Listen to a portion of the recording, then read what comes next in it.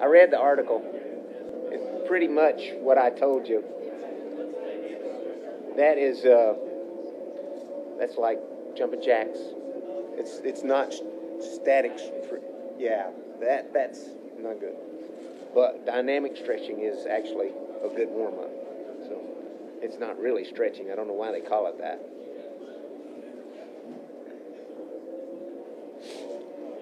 Up next, we have Mark Martin, and this weekend here at Martinsville, Mark's going to be driving the number 11 FedEx Freight Toyota for Joe Gibbs Racing. And Mark, maybe just talk about that opportunity, driving that race car, and what your outlook is here for this weekend at Martinsville.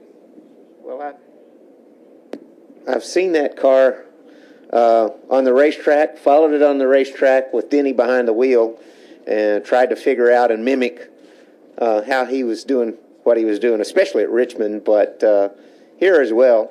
And Denny, is a master at being able to make the rear tires last and get good speed at the same time. So it's a challenge for me. It's exciting for me to work with all new people, spotter and all.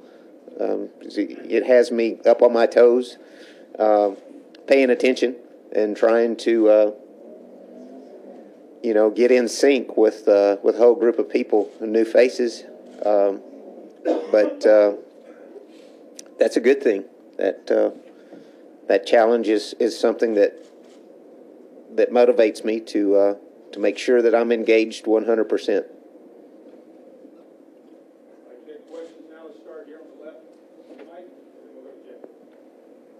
Barber from Richmond. I'm curious, do you think that driving at this level is a young man's game, or how does your experience kind of factor in and give you some advantages? I don't know. I have a lot of thoughts about that. One of those things is, Denny Hamlin is a young man, but most of the guys that I considered were the young men in the sports are in their 40s now, or in the sport are in their 40s now. I was discussing that with Arlene the other day. So I'm not sure I have a total perspective on that, other than to say that you have to play to your strengths. To answer your question real honestly, you have to play. You have to play. You have to use your strengths, and I have some strengths. It's not youth and exuberance, although I might have a little bit of that in me somewhere. It is experience and the things that I have had and the things that I've done, and also the opportunity to work with so many different people throughout my career, not only in Cup but in the nationwide series as well. Especially I worked with a lot of different people, so I will give it my best, and I'll be engaged 100% for this weekend and try to do a good job for FedEx and Joe Gibbs Racing and Toyota. Let's go Jeff. Excuse me, Jeff, Viv, Lee, Ryan, and then Jim. Jeff Gluck from USA Today. I understand that you had told Darian that you want to use Denny's setup, at least to start out with. Why do you think that Denny's setup is going to give you the best chance of success, maybe as opposed to something that you are more familiar with? I mean, I know you haven't been here that recently, but why do you want to go that direction? Well, it's a good place to start, but you have to realize that the tire has changed, and the Gen 6 rules in the rear of the car are quite different than they were a year ago. So everyone will probably have to adjust to some of those changes. It's an excellent place to start for all of us, and we will collaborate on what the car feels like and what I think it needs. I have had a long conversation with Denny about what he feels and what he thinks, the way he does, runs this racetrack, and I've told him the things that my experiences and what I think, and they line up, closely. There are some things that I'm going to be looking for that I haven't as hard in the past that he suggested, and we will work together to try to get the best result that we can. That's what we'll do. I mean, we're going to put our best foot forward and work hard. And I'm definitely listening. And Denny tweeted, he looked forward to learning something from me. And it's like, it may be the other way around here. He's one of the masters at this racetrack, and so we'll work together, try to get the best result we can.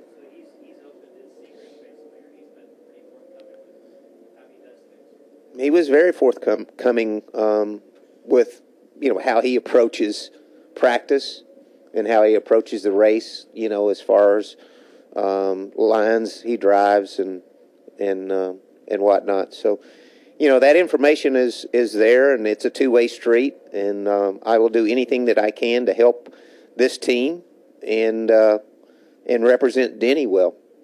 As well. So I'll do everything that I can. I'll do my very best. Over here to the far right, Viv. Viv Bernstein, New York Times. Denny was talking the other day about drivers, maybe young drivers, being super aggressive and maybe not thinking about the consequences of what they do. Is that different from back in the day before soft walls, before, Hans devices? No, I probably had that same one time in my career as well. I think that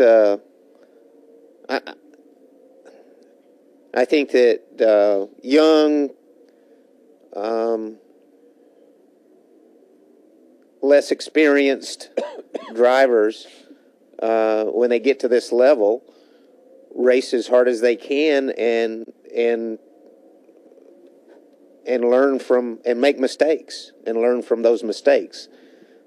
That's in general. That's not speaking about any particular situation. I think that would be in general, not just to driving race cars, though. I think that would be the case, in many sports. You learn from your experiences, and a lot of times you learn that, that you pick your battle.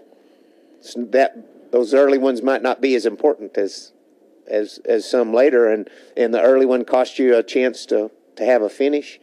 You'll remember that, especially after it happens over and over again. So that's just the nature. His point being, with the safer barriers in this car, you don't get hurt as bad when you hit stuff, and that's a valid point. For me, I might someone else, but for me, it never change. It would not change how I would drive a car, because I don't really want to wreck whether it hurts or not, because you usually don't get a checkered flag when you wreck. So I would rather not wreck, because I'd rather have a chance to finish, But I think his point is that you can get lulled into a sense of security that you can't get hurt in these cars because they're safer, and I think that's what his point was. Let's go Lee, Ryan McGee, Jim Utter. Go ahead, Lee, right there in the middle. Lee Spencer, Fox Sports. Denny was telling us about, he said he understood why NASCAR didn't have any penalties come down towards the drivers after California. He said that this is a self-policing sport, and then he went back to his first Martinsville race and said he tangled with you a little bit. Can you give us your recollection of that day? And is it indeed, up to the veterans to kind of teach the guys how it should be done, or should they already know that once they get to Sprint Cup?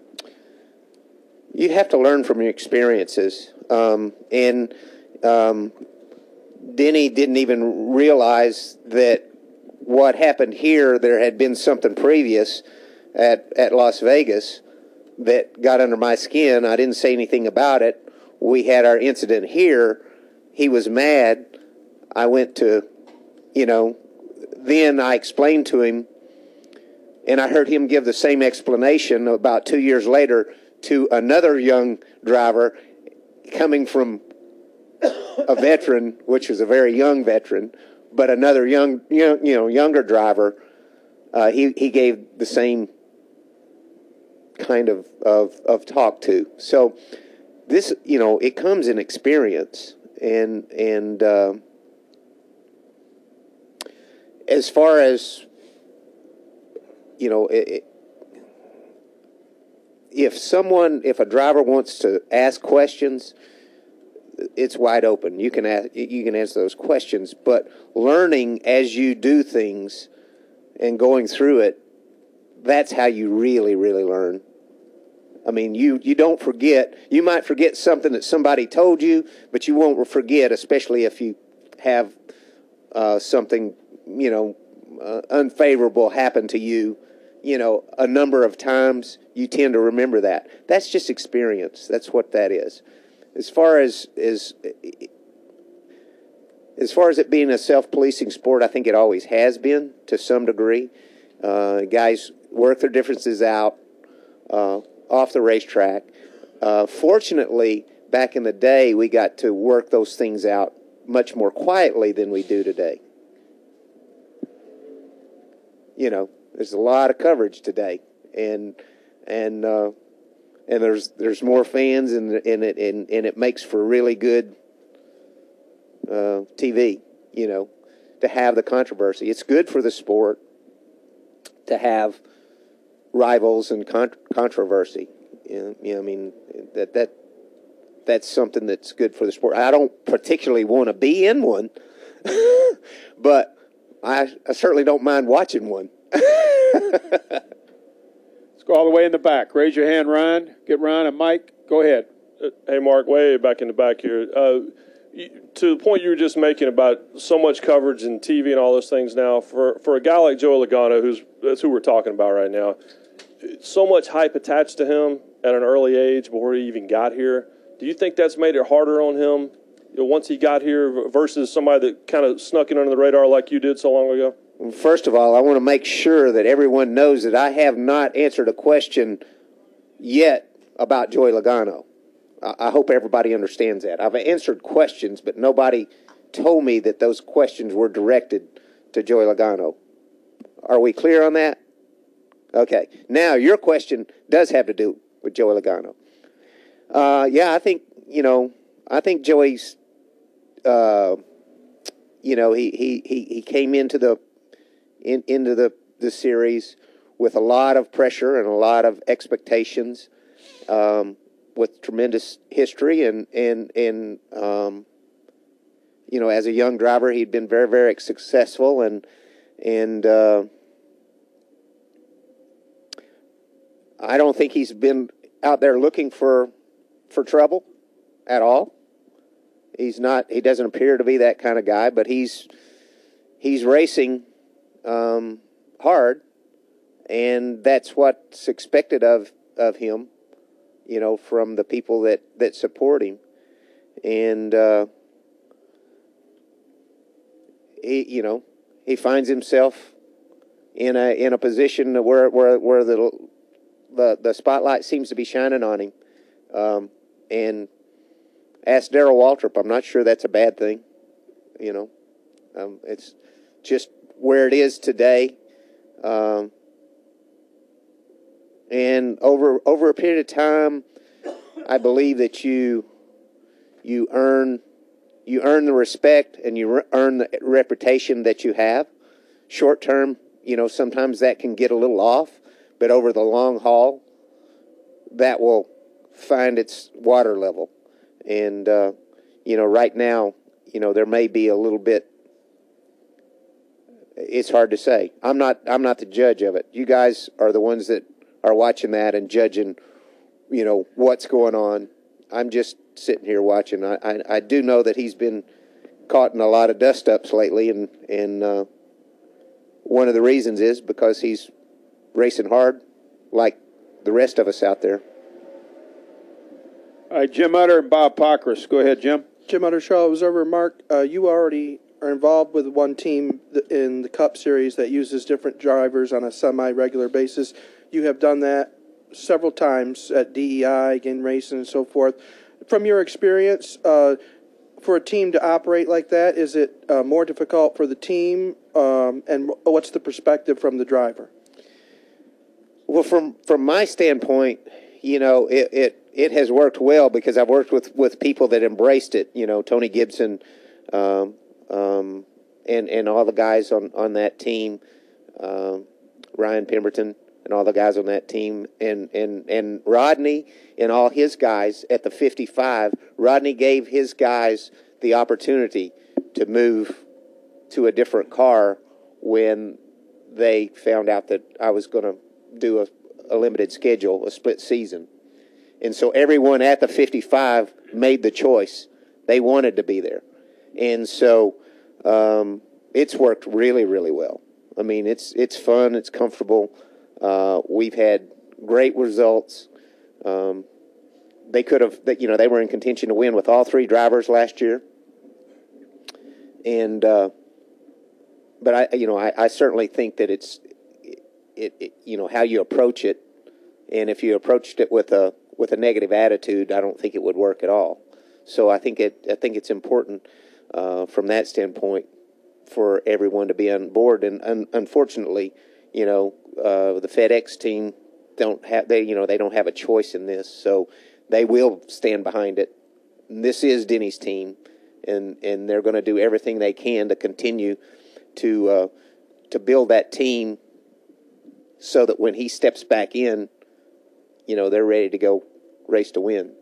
And I think that's how they're all going to approach it. Okay, let's go to let's go to Bob Pockris, Claire, and if we can get Carlos in at the end, we'll do that. But Bob short Pockris, on time here. Go ahead. Sporting News. So would you tell Joey Logano to just keep doing what he's doing, or are there things that he needs to kind of learn through each of these incidents? Joey hasn't asked me, and and I don't seek him out like I did, when he was a kid. He's a young man now, and he hasn't asked me, and so I don't have any advice for him. If he asks me, I will have, but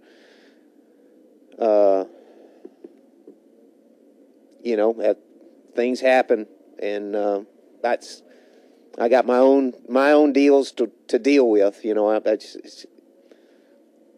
What he's going through is not at the top of my priority list to be worrying about. Just be honest with you. All right, we'll go Claire, and then we'll have to finish with Carlos. We're on a tight frame here. Go ahead. Claire Bulang, Sirius XM NASCAR Radio. How much does it help you at Martinsville that you don't have issues with a lot of drivers, something you've developed over the years? And second, being in the car for the 11, is it tough that you haven't been at Martinsville racing, or does it not matter that it's been a while? First of all,